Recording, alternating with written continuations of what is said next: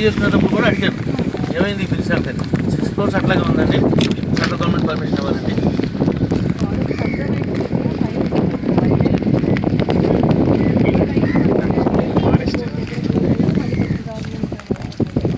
ఇప్పుడు స్టేట్ నుంచి వెళ్ళిపోయినా మన స్టేటే కదా.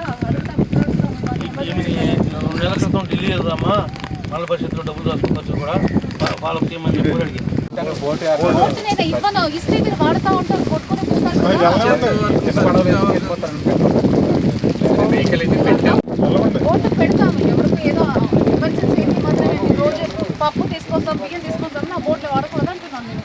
సర్పంచ్ గారు మీకు ఇవన్నీ మీకు సాధారణ ఈయన ఇక్కడ వచ్చి ఎక్కువ చెప్తుంది మీరు అనుకుంటారు, కానీ మీ అందరూ బతికించాల్సిన రెస్పాన్సిబిలిటీ నాకు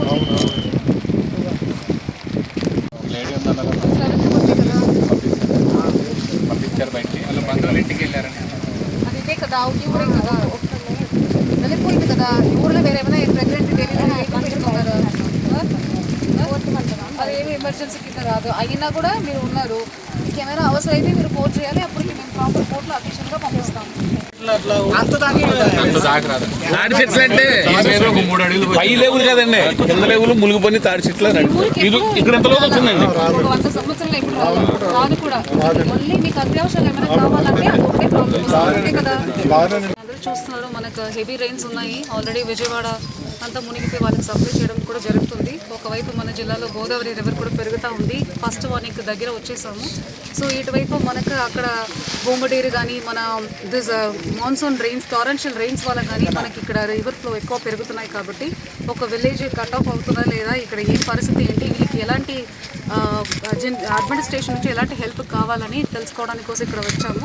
ఊరు అక్కడ ఉన్నారు, ఆల్రెడీ రోడ్ కట్ ఆఫ్ అయిపోయి ఉన్నాయి. సో ఇక్కడ నుంచి ఆ ఊరు రిప్రజెంటేటివ్స్ తోటి మాట్లాడడం జరిగింది. సో వాళ్ళు బోట్ అడిగారు, కానీ 2 రోజులకి ఎలాంటి ట్రాన్స్పోర్టేషన్ చేయకూడదు, కానీ ఓన్లీ ఎమర్జెన్సీ పర్పస్గా ఒక బోట్ అడ్మినిస్ట్రేషన్ తరఫున ఏర్పాటు చేయడానికి కూడా వాళ్ళకి ప్రామిస్ ఇవ్వడం జరిగింది. అది కాకుండా ఎసెన్షియల్ కమోడిటీస్ వాళ్ళు బయట రాకుండా ఉండడానికి మేము మోస్ట్లీ ఇలాంటి ఎసెన్షియల్ కమోడిటీస్ తీసుకోవడానికి బయట వెళ్తామని చెప్పారు. కాబట్టి దానికి కావాల్సిన ఐటమ్స్ కూడా మన జీవో ప్రకారం వాళ్ళకి ఇవ్వడం జరుగుతుంది.